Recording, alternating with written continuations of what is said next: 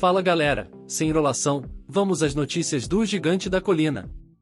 Grupo que é dono de 70% do futebol do Vasco da Gama, 777 Partners estuda meios de minimizar o impacto dos débitos no fluxo de caixa do clube. A instituição da SAF e a venda de 70% das ações para 777 Partners significaram para o Vasco uma mudança de patamar e esperança de dias melhores, mas as sequelas das gestões anteriores não vão desaparecer de uma hora para outra. As dívidas herdadas do clube causam impacto nas contas e são motivo de atenção especial da diretoria do clube empresa. Por isso, renegociá-las, e dessa forma conseguir descontos e prazos maiores, está no topo das prioridades.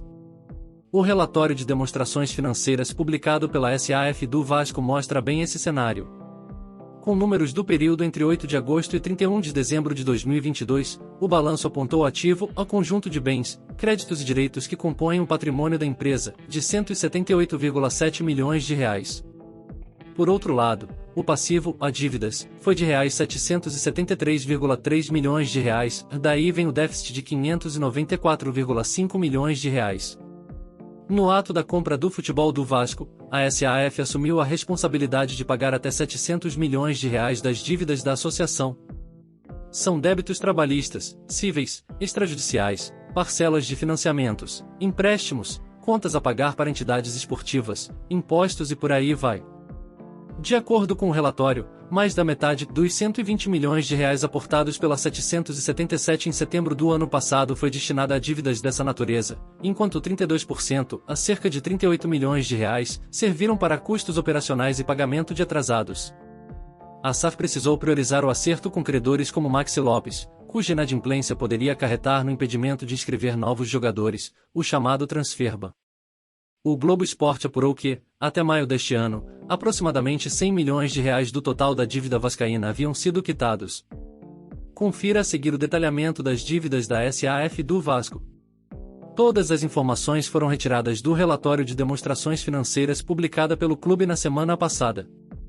São R$ 21.110 milhões de impostos devidos compostos por imposto de renda retido na fonte, a IRRF, INSS retido de terceiros, INSS retido na folha de salários, Imposto sobre Serviços retido de terceiros, ISS, contribuições sociais retidas na fonte, a CSRF, débitos da Procuradoria-Geral da Fazenda Nacional e FGTS. Cerca de R$ 5,7 milhões são referentes a empréstimo captado junto ao Banco Safra em outubro de 2021 para pagamento de débitos rescisórios de FGTS. São 243 milhões de parcelamentos antigos. A maior parte, a R$ 162,2 milhões, diz respeito ao parcelamento junto aos órgãos da APGFN e Receita Federal para equacionar o passivo fiscal do Vasco. Também há R$ 67,4 milhões de dívidas de FGTS e contribuição social, R$ 6,9 milhões do Profut e R$ 5,7 milhões de um plano de pagamento de dívidas à empresa de distribuição de água e esgoto do Rio. São 113,6 milhões em dívidas cíveis e 143,5 milhões em trabalhistas. Desse montante, 55.703 milhões são os chamados circulantes, ou seja, serão liquidados dentro do próximo ano.